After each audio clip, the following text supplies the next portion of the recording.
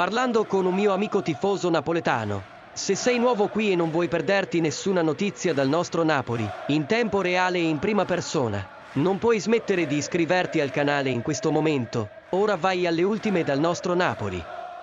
Il Napoli ha tutto per arrivare in fondo anche in Champions League.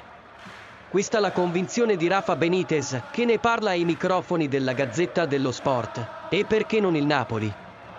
Si parla di Champions League con Rafa Benitez.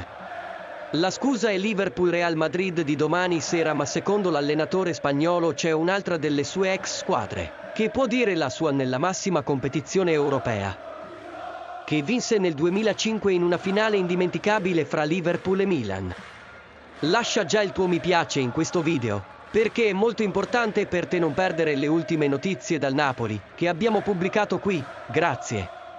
Continuando, ecco, risponda lei. Quando si parla di favoriti in Champions League tutti danno sempre gli stessi nomi: il Real Madrid, il Manchester City, eccetera.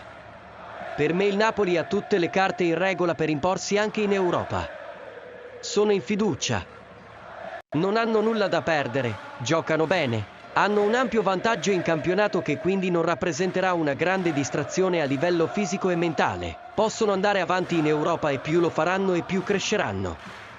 E poi so bene cosa vuol dire l'euforia di una città come Napoli in termini di appoggio alla squadra.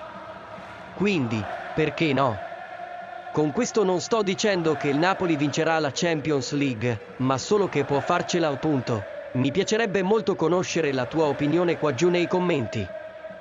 Caro amico tifo napoletano, la tua opinione è molto importante per il Napoli. Presto ti aggiornerò con altre notizie dal nostro Napoli.